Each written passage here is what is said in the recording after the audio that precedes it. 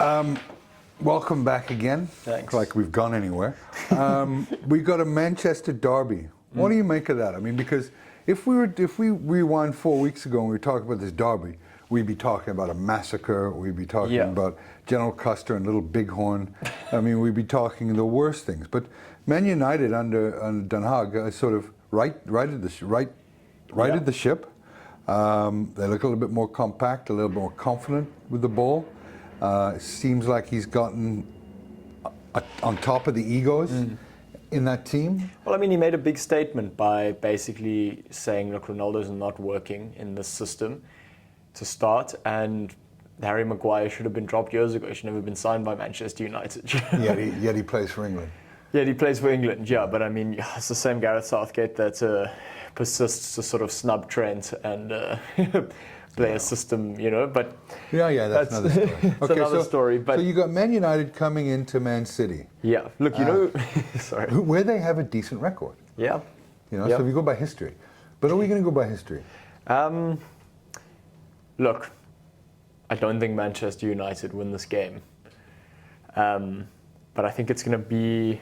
Yeah, I think it's going to be a great game. What I'm looking forward to most is watching Martinez, all 5'9" of him, just sort of take on 6'4", 10-goal scoring Erling Haaland. Adonis. Yeah.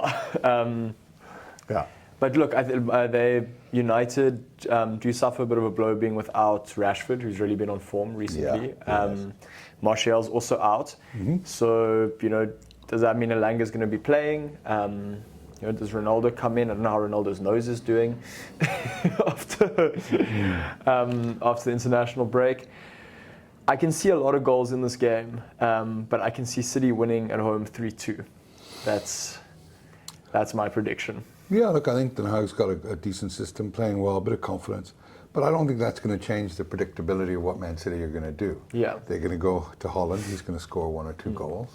And they're going to win 2-0. Yeah. Man United will try and keep it tight, try and steal something, which says a lot for where these teams have gone in fortunes over the last decade. But for me, I don't see any other winner than Man City. Yeah. I hope I'm wrong, because I hope that Man United beat them, and that opens up a bit of the... That'd be great, great for other teams. But I don't see anything other than Man City win here 2-0. 2-0. I don't see it. I don't see it. I see Man City going undefeated this year. Okay. As long as Holland stays healthy. Undefeated? Undefeated. Yeah. Are they yet to lose? No. They've drawn 2. Oh, they've drawn 2, yeah. So 2-0 for me, Man City. It should be a great game. I think it may even get a bit feisty. You know, it would be nice to see a feisty derby. Yeah. Because, you know, since these Generation Zers have got on the field, it's like handbags at 10 paces. You know, it's there's no peace in any of the derby matches. Used to be guaranteed 8 yellow cards in this derby. So I'm hoping to see a bit more fight. And I think you'll get that from Den Haag's team. You know? And I'm really looking forward to this game. No, me too. Game of the weekend, definitely. Yeah. What are the odds on the game? Look, I mean, City are heavily favoured, 1.34 for a home win. So if you're going to bet on it, 7.75 on a United upset. No, I'll save my money. Look, over 2.5 goals though is at 2.05. No, sorry, I'm lying. That is over 3.5 goals. Yeah. You're having a tough no. And then we have, of course, Leeds versus Aston Villa. You know, starting to eat my words about Marsh. You know. Yeah. I do miss Bielsa. I think he was ill-treated. But Marsh has shown a passion that he's the antithesis of Bielsa. Yeah. You know, Bielsa was calm, cool, couldn't speak English, and Jesse Mark, he's American, so he can't speak English either. But he's passionate and he's involved, and you know. And then you got an Aston Villa team where I think Stevie Gerrard's really showing a bit of weak chains, a little bit of a wobble in his managerial career, because he's made some bad decisions this year. You know.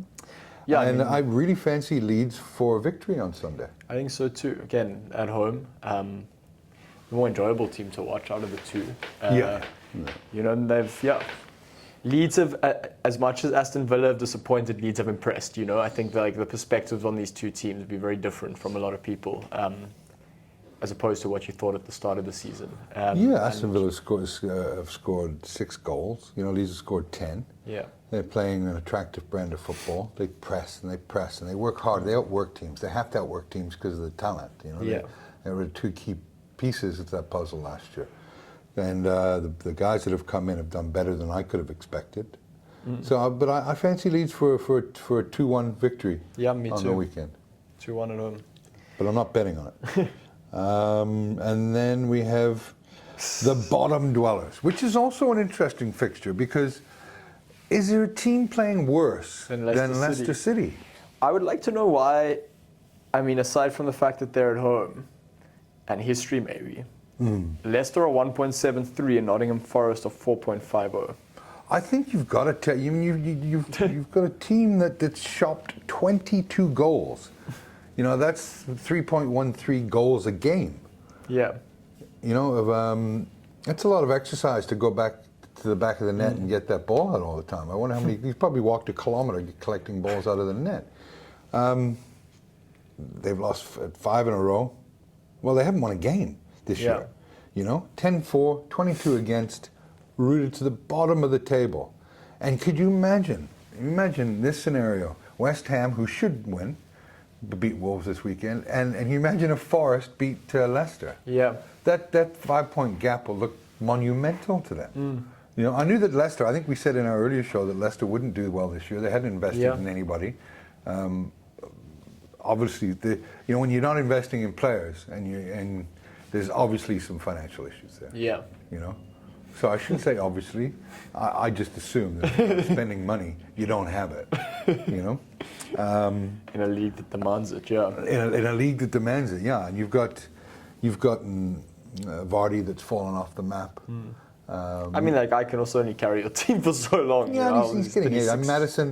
Madison has been scoring, but they look like a beaten team, huh? Yeah. Are you going to go Nottingham Forest win? At those odds, I have to. Yeah. But for the competition between me and you, I'm going to go for a draw. 1-1. I'm Mr. 1-1 this week. Mr. 1-1. But I agree. I will be posting some bets. Cool. This weekend. That the 1.93 on West Ham looks so tasty that I'm not going to dine on that one, and then look for some other value. It should be a very interesting week. I'd be surprised if I get 4 out of 10 this week. You know, very surprised. So I would be careful out there if I were you guys. Remember, each bet that you don't make, you don't lose, which is the same as making money. And Ollie, I hope you have a good week. Thanks, Kevin. And it's great to be back. Great to see you, man. Great to be here. Thank you. Cheers.